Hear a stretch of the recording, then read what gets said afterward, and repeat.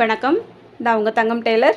இன்றைக்கி இந்த வீடியோவில் நம்ம வந்து பேப்பரில் கட்டிங் போட்டு அதை வந்து கிராஸ் பீஸுக்கு எப்படி கட் பண்ணலாம் அப்படிங்கிறத பார்க்க போகிறோம். இப்போ இது வந்து நிறைய பேருக்கு தெரிஞ்சிருக்கவும் செய்யலாம், தெரியாமே இருக்கலாம். புதுசாக பழகுறவங்களுக்கு ஒரு சில பேருக்காவது யூஸ்ஃபுல்லாக இருக்கும் அப்படிங்கிறதுக்காக தான் நான் வந்து தெரிஞ்ச வீடியோக்களாக இருந்தாலுமே அதை வந்து அப்லோட் பண்ணிகிட்டு இருக்கேன். அதுவுமே ஒரு சில பேருக்கு யூஸ்ஃபுல்லாக இருக்குது அப்படின்னு சொல்லி கமெண்ட் பண்ணியிருக்கீங்க.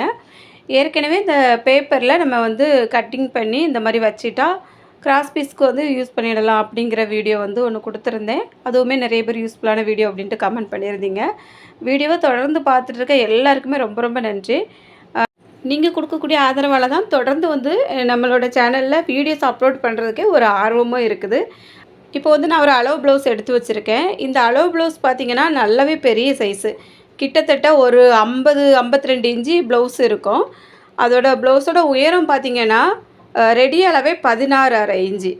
அதுக்கு நம்ம தைக்கிறதுக்கு எல்லாம் சேர்த்து 18.5 இன்ச்சு சேர்க்கணும். மார்பு சுற்றளவு வந்து நம்ம தையலுக்கு எல்லாமே சேர்த்து விட்டு கட் பண்ணுவோம் பாருங்க, அதில் வந்து 13 இன்ச்சுக்கும் அதிகமாக வந்து நான் எடுத்திருக்கேன். 13.25 இன்ச்சு எடுத்திருக்கேன். ஏன்னா கொஞ்சம் பெரிய சைஸ் உடம்பு, ஹைட்டும் நல்லா இருப்பாங்க, அதனால் இந்த மாதிரி எடுத்திருக்கேன். இப்போது இதில் வந்து அவங்க நார்மலாக எப்போவுமே கட் பண்ணுறதுக்காக லைனிங்காக இருந்தாலும் சரி, இப்போ தனியாக துணி எடுத்து கொடுக்குறதா இருந்தாலும் 1 மீட்டரும் 10 பாயிண்ட்டு, 15 பாயிண்ட்டு, 20 பாயிண்ட் வரைக்கும் எடுத்து கொடுத்துருவாங்க. ஏன்னா துணி வந்து கொஞ்சம் அதிகமாக ஆகும் அப்படின்ட்டு அவங்களுக்கே தெரியும், உயரம் எல்லாமே நம்ம வைக்கிறதுனால. இந்த மாதிரி பேப்பரில் கட்டிங் போட்டு நான் எல்லா ப்ளவுஸுக்குமே கட் பண்ண மாட்டேன். ஒரு சில டைமில் பார்த்திங்கன்னா இந்த ப்ளவுஸ் வந்து இதுக்கு நம்ம கட் பண்ணுறதுக்கு சரியாக இருக்குமா அப்படிங்கிற ஒரு சந்தேகம் வந்துட்டு அப்படின்னா, கொஞ்சம் ரொம்ப பெரிய சைஸாக இருந்துச்சுன்னா நான் என்ன பண்ணுவேன், பேப்பரில் கட்டிங் போட்டு அந்த லைனிங்கோ நல்ல கிளாத்தையோ ஒரு டைம் வந்து செக் பண்ணிக்கிடுவேன். நம்ம இந்த முன்பக்கத்தை மட்டும் கட் பண்ணி எடுத்து வச்சிட்டோம் அப்படின்னாலே போதும், பின்பக்கத்தையும் ஓரளவுக்கு நம்ம வந்து கணிச்சிடலாம். அதுக்கப்புறம் கைக்கு மடித்து போட்டு அதை லைட்டாக மார்க் பண்ணி விட்டுட்டு, நம்ம இந்த கட் பண்ணி எடுத்து வச்சுருக்க பீஸ் இருக்குது பாருங்கள், இதை எடுத்து வச்சு பின்பக்கம் சரியாக வருமா, முன்பக்கம் சரியாக வருமா அப்படின்னு பார்த்துட்டு அதுக்கப்புறமா நம்ம கட் பண்ண ஆரம்பிக்கலாம். ஒருவேளை அப்படி இல்லைன்னா நம்ம வந்து முதல்ல ஆர்வத்தில் கையை கட் பண்ணுவோம். அதுக்கப்புறம் பார்த்திங்கன்னா அவங்களுக்கு அந்த கிளாத்தோட அகலம் பத்தலை அப்படின்னா நிறைய துண்டு போட வேண்டியது வரும். ஒரு சில இடங்களில் வந்து ரொம்ப கஷ்டப்படுவோம். அதுக்காக தான், அந்த வேலையை ஈஸியாக்குறதுக்காக தான் இந்த பேப்பரில் போடக்கூடிய கட்டிங். இப்போ நான் வந்து இந்த ப்ளவுஸை எல்லா இடத்துலையுமே அளந்து முன்பக்கத்துக்கு தான் இப்போ கட்டிங் போடுறேன். இப்போ இந்த ஆம்குள் பகுதி இருக்குது பாருங்கள், இதில் முதல்ல ஒரு வளைவு போட்டிருக்கேன். இது நம்ம நார்மலாக போடக்கூடியது. ரெண்டாவது அதுக்கு கீழே 1/2 இன்ச்சுக்கு முன்பக்கத்துக்கு உள்பக்கமாக வரைவோம் பாருங்க, கைக்குழி, அதையும் வரைஞ்சிருக்கேன். வரைஞ்சி முடித்ததுக்கப்புறமாவும் ஆம்குள் ரவுண்டு வந்து கண்டிப்பாக செக் பண்ணணும். நிறைய பேருக்கு இதில் தான் சந்தேகம் இருக்குது. ஆம்குள் ரவுண்டு வந்து சரியாக நம்ம செக் பண்ணி போட்டுட்டோம் அப்படின்னாலே ப்ளவுஸில் நிறைய பிரச்சனைகள் வரவே செய்யாது. அதனால் எப்போவுமே மார்க் பண்ணதுக்கப்புறமா நம்ம மார்பு சுற்றளவு எந்த இடத்துல முடியுதோ அதையும் கவனித்து ஒரு மார்க் பண்ணிவிட்டு ஆம்குள் ரவுண்டையும் மார்க் பண்ணிவிடுங்க. இப்போ வந்து முன்பக்கத்துக்கு நம்ம பட்டி எப்படி கட் பண்ணுவோமோ அதே மாதிரி நார்மலாக அந்த மார்போட உயரம், அந்த ஊக்குப்பட்டி இருக்கக்கூடிய இடம் எல்லாமே இந்த மாதிரி வச்சு நம்ம வந்து மார்க் பண்ணிவிடலாம்.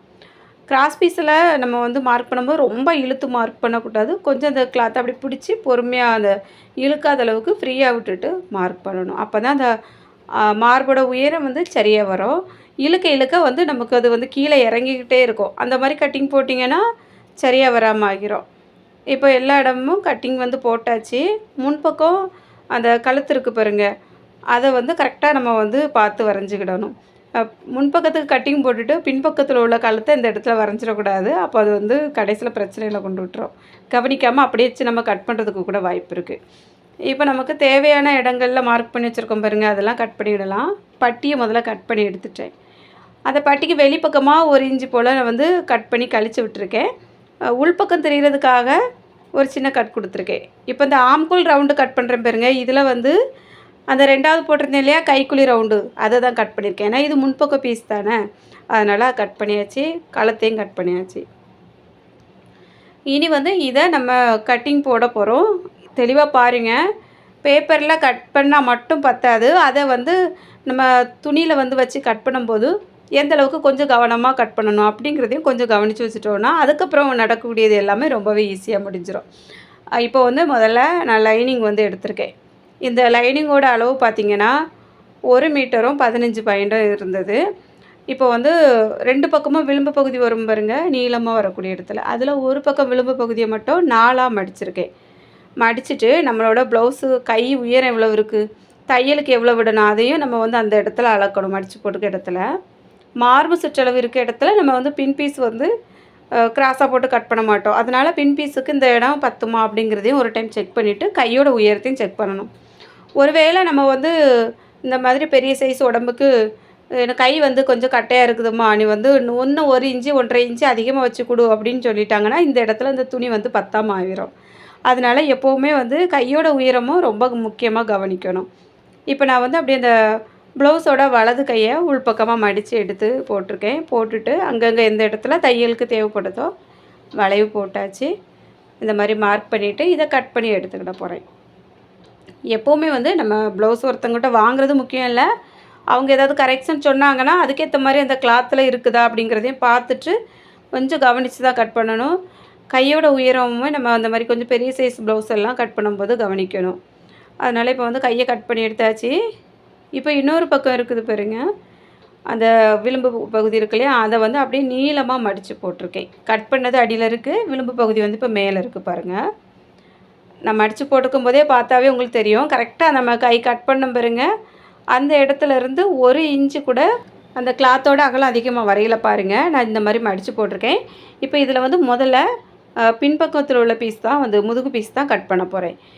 கீழே வந்து நம்ம நேரே ஒரு கோடு போட்டுடலாம். அங்கங்கே கொஞ்சம் வளைவு நெளிவு இருக்கிறது வந்து சரி பண்ணி கோடு போட்டு, நமக்கு அந்த ப்ளவுஸோட மொத்தம் உயரம் எவ்வளவு தேவை இருக்குது, தையலுக்கெல்லாம் சேர்த்து 18.5 இன்ச் தேவை இருக்குது. அதை வந்து மேலே மார்க் பண்ணி கோடு போட்டிருக்கேன்.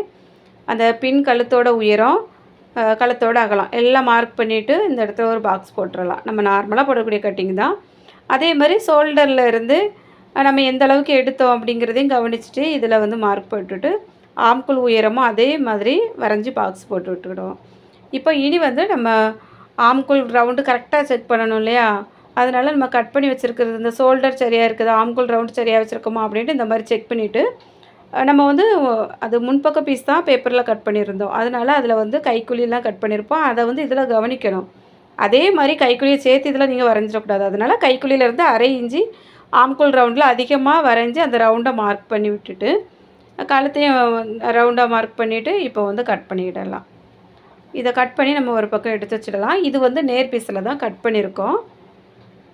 இனி வந்து நம்ம இந்த கிளாத்து எந்த அளவுக்கு அகலமாக இருக்குது அப்படிங்கிறத நீங்கள் கவனிச்சிங்க. இதை நம்ம வந்து இன்னும் கொஞ்சம் அட்ஜஸ்ட் பண்ணி அகலமாக்கி போட்டுவிட போகிறோம். இப்போ பாருங்கள், இந்த கீழே அந்த இடத்துல வந்து உள்ளே போயிட்டு நம்ம கட் பண்ணியிருந்த இடம் ஒரே நிரப்புக்கு வரையில் மேலே இருக்க பீஸ் அகலமாக இருக்குது, அடியில் இருக்கிறது கொஞ்சம் உள்ளே தள்ளி தான் இருக்குது, குறைவாக இருக்குது. இப்போ இதை வந்து நம்ம முன்பக்கத்துக்காக வச்சு அட்ஜஸ்ட் பண்ணி பார்க்க போகிறோம் எந்த அளவுக்கு வருது அப்படின்ட்டு. நம்ம வந்து இப்படி வச்சு பார்க்கும்போது அங்கங்கே கொஞ்சம் துண்டு போடுற மாதிரி தெரியும். ஆனால் இதை வந்து நல்லா ஒரே மாதிரி வச்சுட்டு அந்த ஷோல்டரை கவனிக்கணும். முன்பக்கம் அந்த வீப்பட்டி ஊக்குப்பட்டிலாம் தைக்கக்கூடிய இடம் இருக்குது பாருங்கள், அந்த இடத்துலையும் துண்டு வரக்கூடாது. இந்த ஆம்குள் பகுதியில் வந்து துண்டு வரலாம். அந்த இடுப்பும் ஆம்குள் வருதுல அந்த இடத்துல துண்டு வரலாம். நம்ம அட்ஜஸ்ட் பண்ணி துண்டு கட் பண்ணி போட்டுடலாம். எப்போவுமே வந்து அந்த முன் கழுத்து பகுதியிலையோ ஷோல்டர்லேயோ அதில் நம்ம ஊக்குப்பட்டிலாம் தைக்கக்கூடிய இடத்துல துண்டு வராத அளவுக்கு இந்த கிளாத்தை வந்து அட்ஜஸ்ட் பண்ணி போட்டு விடணும். இந்த மாதிரி பெரிய சைஸ் ப்ளவுஸ் எல்லாம் நம்ம வந்து அப்படியே பின்பக்கத்தை தூக்கி போட்டு இதில் கட் பண்ணோம் அப்படின்னா கொஞ்சம் முன்ன பின்ன வரும், நமக்கு ரொம்ப டிஸ்டர்பாக இருக்கும். அதனால தான் இந்த மாதிரி கொஞ்சம் பெரிய சைஸ் ப்ளவுஸுக்கு எல்லாமே பேப்பரில் கட் பண்ணி நான் வந்து முடிஞ்ச வரைக்கும் கட் பண்ணுவேன். ஒரு சந்தேகம் இருந்ததுன்னா கண்டிப்பாக பேப்பரில் கட்டிங் வந்து போட்டுருவேன். ஏன்னா நம்ம வந்து அளந்து டைமை வேஸ்ட் பண்ணுறதுக்கு ஒரு கட்டிங் போட்டு இதில் எடுத்து வச்சு மார்க் பண்ணிட்டோன்னா கொஞ்சம் ஈஸியாக முடிஞ்சிடும். இப்போ இந்த மாதிரி எல்லா இடமும் செக் பண்ணிவிட்டு பேப்பரை எங்கேயுமே விலகாத அளவுக்கு பிடிச்சிட்டு பேப்பரை ஒட்டி அப்படியே மார்க் பண்ணி விட்டாச்சு. இப்போ வந்து முன்கழுத்தும் பார்த்து அளந்து கட் பண்ணக்கூடிய அவசியமே இல்லை, ஏன்னா கட் பண்ணி வச்சுருக்கிறதுனால ரொம்ப ஈஸியாக முடிஞ்சிட்டு. இப்போ ஷோல்டர் வந்து நம்ம போட்டிருந்த அகலம் வந்து கரெக்டாக இருக்குதான்னு செக் பண்ணணும். அங்கங்கே வெளியில் பக்கமாக மார்க்கு கொஞ்சம் தள்ளி பண்ணிட்டோம் அப்படின்னா நம்ம எடுத்திருந்த அளவை விட 1/4 இன்ச் அளவு ஷோல்டர் வந்து அதிகமாக வர்றதுக்கு வாய்ப்பு இருக்குது. அதுவும் இல்லாமல் நம்ம இப்போ வந்து மார்க் பண்ணியிருக்கோம் பாருங்கள், இந்த மார்க் வந்து பேப்பருக்கு வெளியில் தான் மார்க் பண்ணியிருக்கோம். மார்க்கே கொஞ்சம் திக்காக தெரியுது, உங்களுக்கு பார்த்தாலே தெரியும். அதனால் இந்த மார்க்கு தெரியுது பாருங்கள், அந்த மார்க்லேருந்து உள்ளே தான் நம்ம கத்திரியை வச்சு கட் பண்ணணும். மார்க்குக்கு வெளியில் கட் பண்ணிட்டீங்க அப்படின்னா எல்லா இடங்கள்லையும் சுற்றி அளவு வந்து கூடிரும்.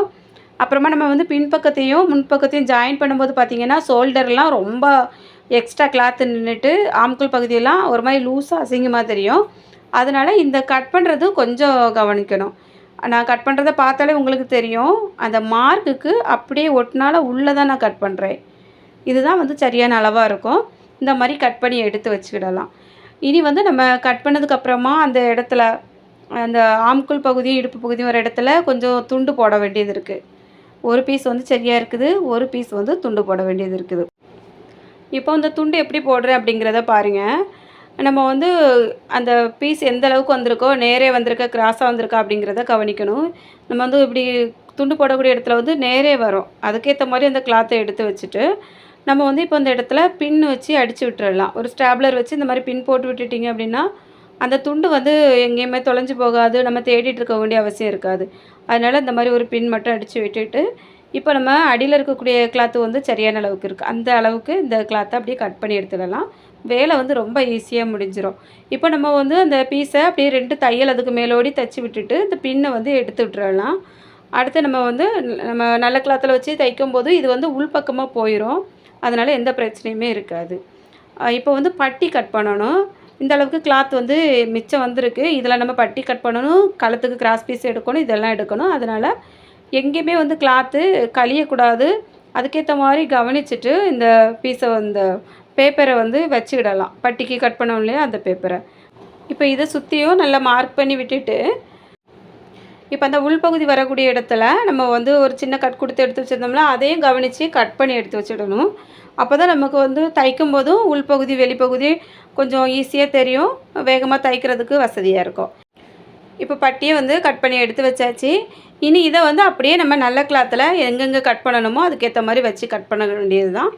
இப்போ முதுகு பீஸு, பட்டி, அதுக்கப்புறமா முன் பீஸ் கட் பண்ணிட்டோம், கையும் கட் பண்ணியாச்சு. இவ்வளோ தான். எக்ஸ்ட்ரா இருக்கக்கூடிய கிளாத்தில் வந்து நமக்கு அந்த கிராஸ் பீஸ் எடுக்கக்கூடியது கொஞ்சம் பட்டிக்கு தேவை இருந்தாலும் கட் பண்ணி எடுத்துடலாம். இதே அப்படியே நம்ம துணி கூடால சேர்த்து ஒரு பக்கம் எடுத்து வச்சிடணும். இப்போது நமக்கு இந்த கட் பண்ணி எடுத்து வச்சோம் பாருங்க, இந்த பேப்பர் கட்டிங், இதில் இந்த மார்பு கிளாத்து அதுக்கப்புறமா பட்டி, இந்த 2லையும் நம்ம வந்து யாருக்கு கட் பண்ணியிருக்கோமோ அவங்களோட பேரை வந்து லைட்டாக அந்த இடத்துல ஒரு பெண்ணாலேயோ எழுதி வச்சிட்டோம் அப்படின்னா பிரச்சனை இல்லை. நான் வந்து மார்க்கரால் உங்களுக்கு லைட்டாக காமிச்சிருக்கேன். பெண்ணை எடுத்து இந்த இடத்துல 2 இதுலேயும் அவங்க பேரை எழுதி வச்சுட்டு இந்த மாதிரி ஒரு பின் வந்து போட்டு வச்சிட்டிங்க அப்படின்னா தேவை இருக்கும்போது அந்த பின்னை ரிமூவ் பண்ணிவிட்டு நம்ம வந்து அழகாக கட்டிங் போட்டுடலாம். இந்த டிப்ஸ் எல்லாம் உங்களுக்கு தெரிஞ்சிருக்கா இல்லையா அப்படிங்கிறது எனக்கு தெரியலை. எனக்கு தெரிஞ்சதை நான் வந்து உங்களுக்கு சொல்லி கொடுத்துருக்கேன். டிப்ஸு பிடிச்சிருக்கு அப்படின்னா நீங்கள் இதே மாதிரி கட்டிங் போட்டிருக்கீங்க, யூஸ்ஃபுல்லாக இருக்கும் அப்படின்னாலும் கமெண்ட்டில் சொல்லுங்கள். நீங்கள் இப்போ தான் புதுசாக தையல் பழகுறீங்க அப்படின்னா உங்களுக்கு யூஸ்ஃபுல்லாக இருக்கும். அப்படி இல்லைனா யாராவது பழகுறாங்க அப்படின்னாலும் அவங்களுக்கும் ஷேர் பண்ணுங்கள். இந்த வீடியோ பிடிச்சிருந்தால் மறக்காமல் ஒரு லைக் பண்ணிவிட்டு, நீங்கள் இன்னும் நம்ம சேனலை சப்ஸ்கிரைப் பண்ணலைன்னா சப்ஸ்கிரைப் பண்ணிவிட்டு பக்கத்தில் இருக்க பெல் பட்டனையும் ஆன் பண்ணிடுங்க. இது வரைக்கும் இந்த வீடியோ பொறுமையாக பார்த்த எல்லாருக்கும் ரொம்ப ரொம்ப நன்றி. வணக்கம்.